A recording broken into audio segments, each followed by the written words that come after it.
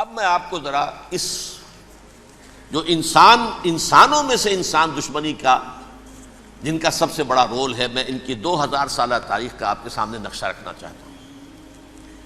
ان 1400 سال کا تو میں نے صرف 4 آپ کو پوائنٹس بتائے۔ موسیٰ سے عیسیٰ تک 1400 برس علیہ الصلوۃ والسلام، 2 مرتبہ عروج، 2 مرتبہ زوال، اشیریوں کے ہاتھوں پٹوائی، بابلیوں کے ہاتھوں پٹانا، گریکس کے ہاتھوں مرمت، رومنس کے ہاتھوں مرمت۔ یہ جو 2000 سال ہیں، کیونکہ اب تو ظاہر بات ہے 21ویں صدی شروع ہو گئی، 20 صدیاں حضرت مسیح کو پوری ہو گئیں۔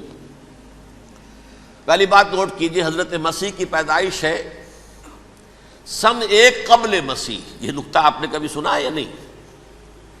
جب ملینیم کا سلسلہ شروع ہوا تھا پچھلے سال، تو میں نے بیان کر دیا تھا کہ ایک عجیب حساب کے اندر انہوں نے غلطی کی ہوئی ہے۔ حضرت مسیح کی پیدائش ہوئی 25 دسمبر کو، سن انہوں نے شروع کر دیا، اس کے بعد جنوری آئی تو پہلا سال شروع ہو گیا۔ اگر جنوری سے پہلا سال شروع ہوا تو یہ 6 دن جو ہے تو اس کے پچھلے سال میں تھے، لہذا کہا جائے گا کہ Jesus Christ was born 1 year before Christ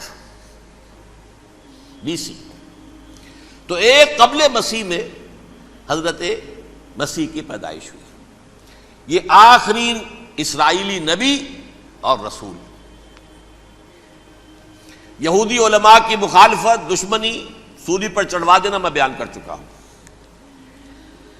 سن 33 عیسوی میں، جبکہ حضرت مسیح کی عمر 33 برس تھی، اللہ تعالیٰ نے انہیں زندہ آسمان پر اٹھا لیا، لیکن یہودیوں نے اپنے خیال کے مطابق انہیں سولی پر چڑھوا دیا، ان کی موت واقع ہو گئی۔ اگرچہ اس کے بعد یہ اختلاف ہے ان میں، یہودی کہتے ہیں وہ سولی پر چڑھ گیا، ختم ہوا، مر گیا، عیسائی کہتے ہیں نہیں، انتقال ہوا ہے مسیح کا صلیب پر، لیکن پھر وہ دوبارہ زندہ ہو گئے ہیں۔ ان کی لاش ایک غار میں رکھ دی گئی تھی، وہاں ریزریکشن ہو گیا، ان کا باعث بعد الموت وہیں ہو گیا، اور پھر انہیں اللہ نے زندہ آسمان پر اٹھا لیا۔ تو ہمارے اور عیسائیوں کے درمیان نوٹ کر لیجئے، یہ چیز مشترک ہے کہ حضرت مسیح آسمان پر زندہ اٹھائے گئے۔ فرق کیا ہے؟ وہ سمجھتے ہیں کہ سولی دیے گئے، سولی پر مرے، پھر زندہ ہوئے، پھر گئے۔ ہم سمجھتے ہیں کہ نہیں، وما صلبوہ وما قتلوہ، انہوں نے نہ صلیب دے سکے انہیں اور نہ انہیں قتل کر سکے، بل رفعہ اللہ الیہ، اللہ نے اٹھا لیا۔ پھر ہمارا اور یہ اس کا عیسائیوں کا ایک اور اتفاق ہے، سیکنڈ کمنگ آف جیسس، حضرت مسیح دوبارہ آئیں گے۔ یہ عیسائیوں کا بھی عقیدہ ہے اور ہمارا بھی۔ بہرحال تو جیسا کہ میں نے عرض کیا کہ اس وقت یہ عذاب استیصال، عذاب اکبر کے مستحق ہو چکے تھے، لیکن اللہ نے ان کی مدت دراز کی ہے، لیکن ان پر دنیاوی عذاب کا ایک کوڑا جو ہے اللہ تعالیٰ کی طرف سے اسی وقت برسا۔ دنیاوی عذاب دنیا میں رہتے ہوئے ختم نہیں کیا۔ 37 برس بعد، حضرت مسیح کے رفع سماوی کے 37 برس بعد، سن 70 میں یہودیوں نے بغاوت کی رومیوں کے خلاف۔ رومی ٹائٹس جنرل تھا ایک، اس نے پھر جو حملہ کیا ہے، 1,33,000 یہودی ایک دن میں قتل کیا یروشلم میں، اور ہیکل سلیمانی گرا دیا۔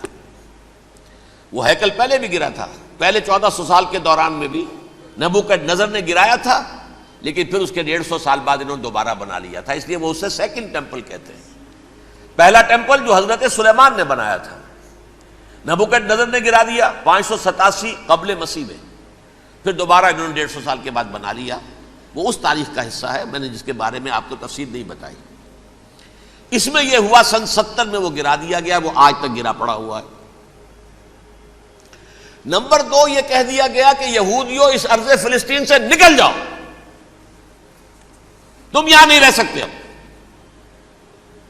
لہذا جس کا جہاں سینگ سمایا چلا گیا، یورپ میں چلے گئے، ایشیا میں آ گئے، عرب میں آ گئے۔ یہ 3 قبیلے جو رات بھی میں نے عرض کیا تھا، بنو قینقاع، بنو نذیر اور بنو قریظہ، یہ وہاں سے آ کے مدینے میں آباد ہو گئے، جس کا جہاں سینگ سمایا، افریقہ میں، ہندوستان میں، جہاں چلے گئے۔ ڈایاسپورا اسے کہتے ہیں، وہ آپ نوٹ کر لیجیے اس لفظ کو، ڈایاسپورا، ہمارا دور انتشار، جبکہ ہمیں ہماری اصل سرزمین تو فلسطین ہے، حضرت ابراہیم کا مسکن، حضرت اسحاق حضرت یعقوب کا مسکن فلسطین، یہ ہے ہماری اصل جاگیر، یہ تو ہماری جدی پشتی جاگیر ہے، لیکن یہاں سے نکال دیے گئے سن 70 عیسوی میں، اور وہاں سے لے کے 1917 تک ان کا ڈایاسپورا جاری رہا۔ یہ دور انتشار ہے۔ اس دور انتشار کے اب چند حصے ہیں جس کو میں چاہتا ہوں کہ آپ علیحدہ علیحدہ سمجھ لیں۔ دور انتشار کا جو پہلا جو ہے تقریباً 300 برس، رومی حکمران تھے، وہ یہودیوں کے بھی دشمن تھے اور عیسائیوں کے بھی دشمن تھے۔ عیسائی اور یہودی ایک دوسرے کے بھی دشمن تھے، لیکن رومی سمجھتے تھے کہ یہ ایک ہی تھیلی کے چٹے بٹے ہیں۔ رومیوں کے نزدیک عیسائی بھی یہودیوں ہی کا ایک فرقہ تھے، کوئی علیحدہ مذہب تو تھا ہی نہیں۔ لہذا رومی جو ہیں رومنز، وہ ان دونوں کو ستاتے تھے، مارتے تھے، اور یہ آپس میں لڑتے تھے، یہودی عیسائیوں کو مارتے تھے، عیسائی یہودیوں کو مارتے تھے۔ یہ ہے 300 برس تک کی تاریخ۔ سن 300 عیسوی میں کیا ہوا؟ ایک معجزہ ہو گیا۔ بہت عظیم ایمپرر کانسٹنٹائن، قسطنطین اعظم، رومن ایمپررز میں سے بہت بڑا ایمپرر، وہ عیسائی ہو گئے۔ اب تو معاملہ بالکل تلپٹ ہو گیا، پوری سلطنت عیسائی ہو گئی۔ اب عیسائیوں کے عیش ہو گئے اور یہودیوں پہ مار پڑنی شروع ہوئی۔ اب عیسائیوں کا آپ خود سوچئے کہ جنہیں وہ خدا بنا بیٹھے ہیں، خدا کا بیٹا قرار دے رہے ہیں، ان کے قاتل کون؟ یہودی بدماش۔ لہذا ان کی وہ پٹائی شروع ہوئی ہے یورپ میں، پوری رومن امپائر میں، انہیں ذلیل کیا گیا، شہروں میں آمد بند، علیحدہ رہو، گھیٹوز کے اندر رہو۔ یہودی کا نام جو ہے وہ گالی بن گیا، جیسے آج بھی یہودی گالی کہتے ہیں، جیسے خنزیر کا لفظ، آخر وہ بھی اللہ کی مخلوق ہے، لیکن آپ کو معلوم ہے کوئی شخص زبان پہ نام نہیں لانا چاہتا خنزیر کا، سور کا، ہے تو مخلوق وہ بھی ایک حیوان ہے۔ ایسے ہی یہ ہے یہودی گالی، جیوٹ گالی۔ لہذا ایک طرف تو ان دونوں کے درمیان دشمنی، جس کو قرآن کہتا ہے وَأَغْرَيْنَا بَيْنَهُمُ الْعَدَاوَةَ وَالْبَغْضَاءَ، ہم نے ان کے مابین دشمنی جو ہے پیدا کر دی۔ اور جب یہ پوری سلطنت عیسائی ہو گئی تو قافیہ تنگ ہو گیا یہودیوں کا۔ اب آئیے 571 عیسوی، یعنی جبکہ ڈایاسپورا کو کتنا عرصہ ہو چکا تھا؟ 500 برس۔ سن 70 سے شروع ہوا نا ڈایاسپورا، جب ٹائٹس نے گرایا ہے ہیکل کو اور نکال باہر کیا انہیں فلسطین سے، بھاگ جاؤ یہاں ایک یہودی بھی نہیں رہے گا، فلسطین سے نکال دیے گئے۔ اس کے پورے 500 برس بعد سن 571 عیسوی میں حضور کی پیدائش ہوئی، ولادت باسعادت محمد الرسول اللہ صلی اللہ علیہ وسلم۔ 610 میں آپ پر وحی کا آغاز ہوا، لیکن حضور کے ساتھ ان کا معاملہ کیا رہا؟ اول تو جبکہ حضور ابھی مکے ہی میں تھے، یہودیوں نے ریشہ دوانیاں شروع کر دی حضور کے خلاف۔ قریش مکہ کو سکھاتے تھے، پڑھاتے تھے، ان سے یہ پوچھو، ان سے یہ پوچھو، انہیں اس طرح تنگ کرو، ان سے یہ امتحان لو، یہ آپ کے علم میں ہے۔ سورہ بنی اسرائیل میں، سورہ کہف میں وہ سوالات جو امتحانی سوالات آئے تھے، ذوالقرنین کون تھا، اصحاب کہف کون تھے، تم رسول بنے پھرتے ہو تو بتاؤ، اور یہ روح کی حقیقت کیا بتاؤ، یہ ساری ریشہ دوانیاں کر رہے تھے بیٹھے ہوئے ابھی وہیں پر، حضور ابھی پہنچے بھی نہیں۔ ہجرت فرما کر حضور تشریف لے آئے تو حضور نے، جسے ماسٹر سٹروک کہا جائے گا، یعنی اسٹیٹس مین شپ کا ماسٹر سٹروک، آپ نے مدینے میں آتے یہودیوں کے ساتھ پیکٹ کر دیا، جوائنٹ ڈیفنس پیکٹ آف مدینہ، کہ اگر مکے والے ہم پر حملہ کریں گے تو ہم مل جل کر ایک قوم کی حیثیت سے مقابلہ کریں گے۔ یہ میثاق مدینہ کہلاتا ہے، جس کے بہت غلط معنی پہنائے جا رہے ہیں آج کل۔ بہرحال میں موضوع میرا چونکہ یہ نہیں، میں ادھر نہیں جاؤں گا، لیکن ہوا کیا؟ ہر مرتبہ یہ خیانت کے مرتکب ہوئے، ان نے جو عہد کیے تھے ان سے پھرے، اندر ہی اندر سازش، ریشہ دوانی، حضور کی بدترین دشمنی۔ سورہ نساء کی آیت نمبر 12 میں 14 میں 13 میں فرمایا ہے لا تزال تطلع علی خائنۃ منہم، اے نبی ہمیشہ آپ کے علم میں ان کی طرف سے خیانتیں، بددیانتیاں آتی رہیں گی. اور بار بار وہ مسلسل جنگ کی آگ بھڑکاتے تھے، قریش کو دعوت دیتے، آؤ آؤ آؤ ہم اندر سے بغاوت کر دیں گے، تم آؤ تو صحیح، ختم کریں محمد کو اور اہل ایمان کو صلی اللہ علیہ وسلم ورضی اللہ تعالی عنہم اجمعین. لیکن پھر جب وہ آتے تھے تو یہ دبک جاتے تھے، ان میں ہمت نہیں تھی، میدان کے مرد نہیں رہے تھے. یہ سورہ حشر میں ان کا نقشہ کھینچا گیا ہے. کھلے میدان میں مقابلے کی اس کے اندر صلاحیت ہی نہیں ہے. یہ تو فصیلوں کے پیچھے سے، جیسے عورتیں کہیں دیہات میں لڑائی ہوتی ہے تو مرد جو ہے گلیوں میں لڑتے ہیں، عورتیں اوپر سے پتھر پھینکتی ہیں، بس وہ کام یہ کر سکتے تھے. من ورائے جدر، فصیلوں کے پیچھے سے، جنگ میں میدان میں نہیں آ سکتے. بہرحال قرآن مجید میں ہے یہ سورہ مائدہ کی آیت نمبر 64، کلما اوقدوا نارا للحرب اطفاها اللہ. اکثر و بیشتر مواقع پر تو یہ جب آگ بھڑکاتے تھے جنگ کی، اللہ اسے بجھا دیتا تھا. لیکن بہرحال اس کے باوجود جنگیں ہوئی، غزوہ بدر، غزوہ احد ہوئی کہ نہیں؟ یہ ساری اس اصل شرارت ہوئی. اور اس کے نتیجے میں حضور نے پھر ایک ایک کر کے 3 قبیلوں کو سزا دی. غزوہ بدر کے فوراً بعد بنو قینقاع نکالے گئے مدینے سے، غزوہ احد کے فوراً بعد بنو نذیر نکالے گئے، اور غزوہ احزاب کے بعد بنو قریظہ نکال دیے گئے. یہ تو میں نے آپ کے سامنے رکھ دیا صرف حضور کے زمانے میں ان کا کیا رویہ رہا. دشمن، رات بھی ہم نے وہ آیت پڑھی تھی، لَتَجِدَنَّ أَشَدَّ النَّاسِ عَدَاوَةً لِلَّذِينَ آمَنُوا الْيَهُودُ وَالَّذِينَ أَشْرَكُوا. اہل ایمان کی دشمنی میں شدید ترین تم پاؤ گے یہودیوں کو اور مشرکین کو. مشرکین بھی بعد میں ہے، پہلے یہودی. حضور کے بعد کیا ہوا اب یہ نوٹ کیجئے، یہ ان کی تاریخ کا دوسرا دور. حضرت عمر رضی اللہ تعالیٰ عنہ کا عہد خلافت ہے. بیت المقدس کا محاصرہ کیا گیا، فصیل بڑی اونچی، شہر اندر سے سیلف سفیشینٹ، حملے کا راستہ کوئی نہیں، محاصرہ طول کھینچ رہا ہے، لیکن ان کے پاس رسد بھی موجود ہے، پانی بھی موجود ہے، وہ دروازے بند کر کے بیٹھے ہوئے ہیں. بالآخر اللہ تعالیٰ کی مشیت کا ظہور کیسے ہوا؟ ان کے کچھ علماء آئے فصیل پر، کہا دیکھو مسلمانوں، تم قیامت تک بھی یہاں پڑے رہو گے محاصرہ کر کے، ہمارا یہ شہر فتح نہیں ہوگا. ہاں ایک درویش بادشاہ کے ہاتھوں یہ شہر فتح ہونا ہے، لیکن تمہارے اندر ہمیں وہ نظر نہیں آ رہا. ابو عبیدہ بن الجراح رضی اللہ تعالی عنہ، امین هذه الامہ، ان کا فوراً ذہن گیا وہ درویش بادشاہ مدینے میں بیٹھا ہوا ہے عمر رضی اللہ تعالی. اب ایک اور عمر بھی ہے جو قندھار میں بیٹھا ہے. نقشہ وہی ہے، سادگی کی حد تک نقشہ وہی، بالکل وہی، اپنی آنکھوں سے دیکھا ہے وہی سادگی. عمر اول، عمر ثانی تھے عمر بن عبد العزیز. اب ایک اللہ کے فضل سے اللہ تعالیٰ ایدہ اللہ بنصرتہ، اللہ تعالیٰ ان کی نصرت فرمائے، دشمنوں کو ان کے مقابلے میں نیست و نابود کرے. انہوں نے ریکویسٹ بھیج دی کہ حضور تشریف لائیے، یہ شہر فتح ہو جائے گا. وہ ہے سفر تاریخی، اتنا طویل سفر، تقریباً 700 میل، ایک اونٹ، ایک خادم، ایک منزل پہ امیر المومنین اوپر بیٹھے، خادم آگے چل رہا ہے، اگلی منزل پہ خادم اوپر بیٹھا ہے، امیر المومنین آگے جا رہے ہیں. اور جب پہنچے ہیں تو وہ باری تھی خادم کی. انہوں نے ہاتھ جوڑ دیا، حضور خدا کے لیے تم کیا کہیں گے لوگ، وہ میرا برا حال کر دیں گے، تمہیں شرم نہیں آئی؟ امیر المومنین پیدل آگے چل رہے ہیں نکیل پکڑ کر، اور تم بیٹھے ہو اوپر براجمان ہو.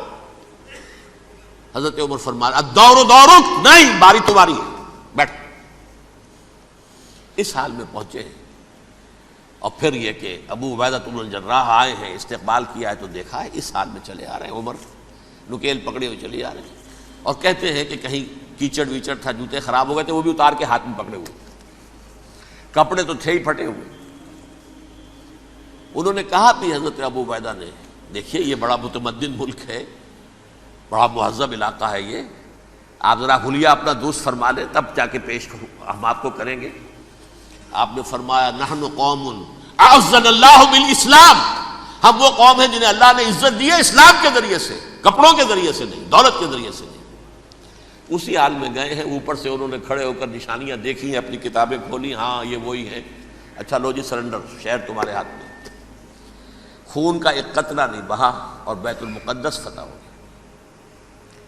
لیکن اس وقت حضرت عمر نے ایک نرمی یہ کی کہ یہودیوں کے لیے بھی اسے اوپن سٹی قرار دے دیا۔ یہ احسان عظیم حضرت عمر کا، اس سے پہلے یہودی آ ہی نہیں سکتا تھا، داخل ہی نہیں ہو سکتا تھا، وہاں وہ آ کر وزٹ نہیں کر سکتا تھا، زیارت نہیں کر سکتا تھا اپنے مقدس مقامات کی۔ حضرت عمر نے یوں سمجھیے کہ تقریباً 550 برس کے بعد ان کے لیے راستہ کھولا ہے کہ ہاں تم آ سکتے ہو، زیارت کر سکتے ہو۔ لیکن یہ عیسائیوں نے لکھوایا معاہدے کے اندر، انہیں یہاں آپ آباد ہونے کی اجازت نہیں دیں گے، لیکن کم وزٹ دی پلیسز، دیکھیں زیارتیں کریں اور جائیں۔ یہ معاہدہ حضرت عمر کا ہے رضی اللہ تعالیٰ، جو پھر خلافت راشدہ کے بعد بنو امیہ نے بھی اس کو آرڈر کیا، بنو عباس نے کیا، پھر جو ہمارے یہ ترکوں میں اندر خلافت آئی تو ترک خلفاء نے بھی اس معاہدے کی پوری پابندی کی۔ فلسطین میں آ سکتے ہیں یہودی صرف زائرین کی حیثیت سے، وہاں آباد نہیں ہو سکتے۔ اب آئیے اگلا دور آیا حضرت عثمان کا دور خلافت۔ یہ ہے وہ وقت کہ اب یہود نے امت مسلمہ کی پیٹھ میں چھرا گھونپا۔ وہ کیسے؟ ایک یہودی عبداللہ ابن سبا اسلام کا لبادہ اوڑھ کر آ گیا، معاشرے کا جائزہ لے لیا، ان میں بنو ہاشم اور بنو امیہ میں جو پرانی کشاکش تھی اس کے کچھ نہ کچھ جراثیم باقی ہیں، اگر ان کو ذرا بھڑکا دے تو مسلمانوں میں انتشار پیدا ہو جائے۔ کہا یہ عثمان کون ہے؟ یہ تو بنو امیہ میں سے ہے، یہ حق تو بنو ہاشم کا ہے، خلافت ان کے پاس ہونی چاہیے، محمد کے تو رشتہ دار وہ ہے صلی اللہ علیہ وسلم۔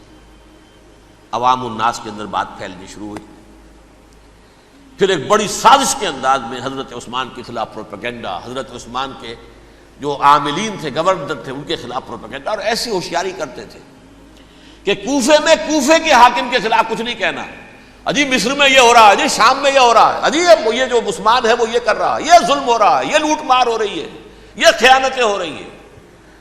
اب نہ تو اس زمانے میں مینز آف کمیونیکیشن، کیسے تصدیق کریں؟ افواہیں تو آپ آج کراچی کے اندر شروع ہو جائے تو پتہ نہیں چل سکتا کسی کو کہ کیا اس میں صداقت ہے کیا جھوٹ ہے، اور بری بات جو ہے فطرت انسانی کی کمزوری ہے وہ فوراً قبول کرتا ہے، کسی کے بارے میں اچھی بات ماننے کو تیار نہیں ہوتا، لیکن بری بات تو فوراً تیار ہے۔ بہرحال یہ فتنہ انہوں نے اٹھایا، حضرت علی کی الوہیت کا فتنہ اٹھایا، حضرت عثمان کے خلاف الفتنۃ الکبریٰ برپا کیا، حضرت عثمان شہید ہوئے۔ اس کے بعد 5 برس تک مسلمان ایک دوسرے کی گردنیں کاٹتے رہے، باہمی خانہ جنگی ہوئی، امت کو وہ زخم لگایا ہے جو آج تک جس سے خون رس رہا ہے۔ یہ شیعان عثمان اور شیعان علی تھے جو بعد میں پھر سنی اور شیعہ ہو اور آج تک ہے۔ فتنہ کس نے جگایا؟ ایک عبداللہ ابن سبا یہودی اور اس کے کارندے، شیطان کا ایجنٹ، اور انسانوں میں سے بھی اس کے جو بھی حواریین تھے اور شیطانوں کے اندر سے بھی تھے، انہوں نے بھی اس آگ کو بھڑکایا۔ یہ آپ سوچ لیجئے کہ یہ کس نے وہ زخم لگایا؟ یہودی۔ اگلا دور آیا، خلافت راشدہ ختم ہوئی، بنو امیہ کا بھی دور کافی گزر گیا۔ طارق ابن زیاد 712 عیسوی میں حملہ کرتے ہیں اسپین پر۔ اسپین اس وقت عیسائیت کا بہت بڑا گڑھ، بڑے کٹر ترین عیسائی جو ہے وہ اسپین میں تھے، لہذا یہودیوں کی وہاں بہت پٹائی ہوتی تھی، بہت پٹائی ہوتی، یہ میں بتا چکا ہوں، دشمنی تھی ان کی تو چلی آ رہی تھی عیسائیوں کے ہاتھوں یہودیوں کی، وہ تو سن 300 عیسوی سے ایمپرر کانسٹنٹائن کے بعد سے شروع ہو گئی تھی۔ اس حوالے سے یہودیوں نے اس وقت چالاکی یہ برتی، کچھ راستے واسطے بتائے، کچھ مدد کی طارق ابن زیاد کی۔ طارق ابن زیاد نے انہیں اپنا محسن سمجھا، ہسپانیہ فتح ہو گیا تو یہودی چونکہ محسنین کی فہرست میں آ چکے تھے، انہیں بہت اقتدار نصیب ہوا، بڑی سپورٹ مسلمانوں نے دی۔ ان کے بڑے بڑے علماء جو ہیں اسی دور کے اندر پیدا ہوئے، بڑے بڑے تھنکرز ان کے اسی دور میں پیدا ہوئے۔ بن گوریون جو کہ ایک وزیر اعظم تھا اسرائیل کا، اس نے یہ لکھا ہے اپنی کتاب میں، مسلم Spain was the golden era of our diaspora. وہ ڈائسپورا جو 70 عیسوی سے شروع ہوا تھا اور 1917 عیسوی تک جاری رہا ہے، اس میں سے گولڈن ایرا ہمارا جو تھا وہ مسلم اسپین تھا۔ ہسپانیہ میں بیٹھ کر ہم نے عیش کیے، لیکن وہاں سے انہوں نے اور جو کچھ کیا، یہ تو داستان کے بہت سے گوشے ہیں، لیکن میں جس اسٹریٹ لائن میں چل رہا ہوں اس کے اعتبار سے ایک بات سمجھ لیجیے، وہاں بیٹھ کر انہوں نے اب عیسائیت کی پیٹھ میں چھرا گھونپا، پروٹیسٹنٹ مذہب پیدا کیا، تقسیم کر دیا، جیسے شیعہ سنی کی تقسیم، عبداللہ ابن سبا، رومن کیتھولک اور پروٹیسٹنٹ کی تقسیم، یہودی علماء۔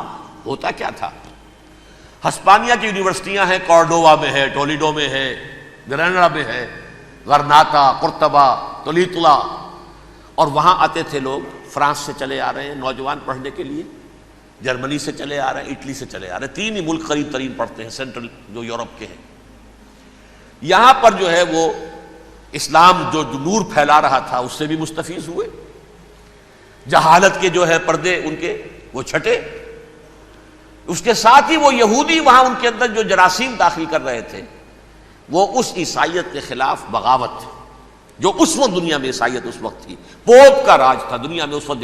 یورپ میں جو عیسائیت تھی اس میں ایک طرف بادشاہ تھے، لیکن بادشاہوں کی حیثیت وہاں پر یوں سمجھ لیجئے کٹ پتلیوں کی تھی، اصل قوت پوپ کے ہاتھ میں تھی۔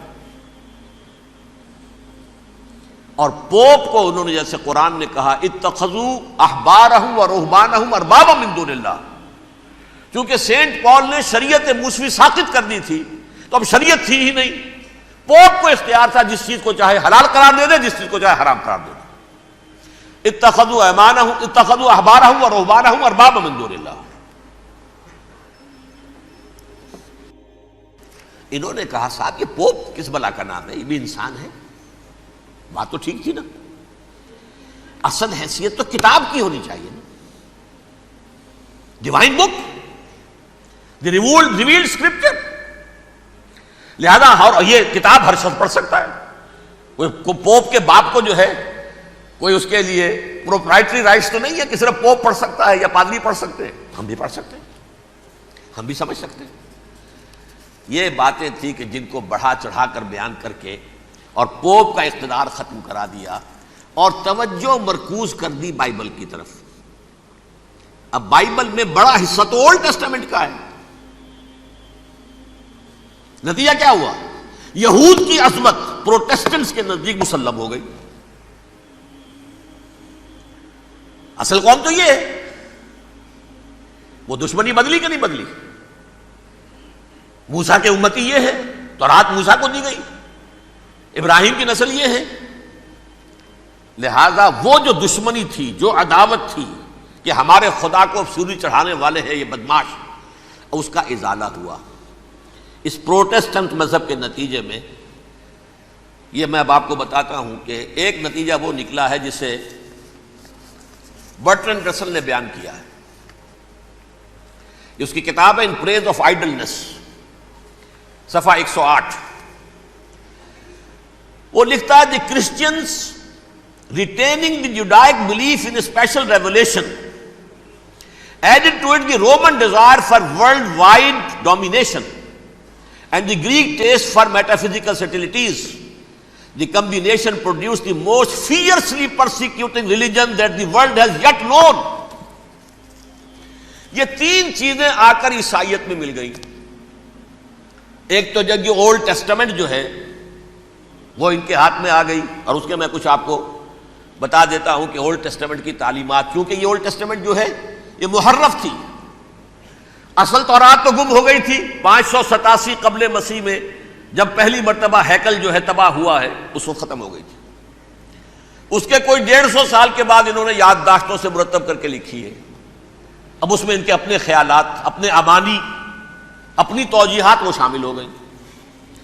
لہذا میں آپ کو حوالے دیتا ہوں، اس کتاب کے اندر مظالم کی جو تعلیم دی گئی ہے، اہل کتاب نے اپنے مظالم قتل عام کے جواز کے لیے تورات میں تبدیلیاں کی اور پیغمبروں پر دہشت ناکی اور بدترین حرام کاری کے الزامات لگائے. سنیے، پہلا حوالہ ہے یہ گنتی باب 31 آیات 17-18. اس لیے ان بچوں میں جتنے لڑکے ہیں سب کو مار ڈالو، اور جتنی عورتیں مرد کا منہ دیکھ چکی ہیں ان کو بھی قتل کر ڈالو، لیکن ان لڑکیوں کو جو مرد سے واقف نہیں اور اچھوتی ہیں اپنے لیے زندہ رکھو. یہ کسی اللہ کی کتاب کا یہ جملہ ہو سکتا ہے؟ کسی ریویلڈ بک کا؟ اور سنیے، یہ ہے استثناء ڈیٹرانومی باب 20 آیت 16-18. پر ان قوموں کے شہروں میں جن کو خداوند تیرا خدا میراث کے طور پر تجھ کو دیتا ہے، کسی ذی نفس کو جیتا نہ بچا رکھنا، جیسا خداوند تیرے خدا نے تجھ کو حکم دیا بالکل نیست کر دینا. مرد، عورتیں، بچے، بوڑھے سب ختم. یہ کتاب مقدس ہے.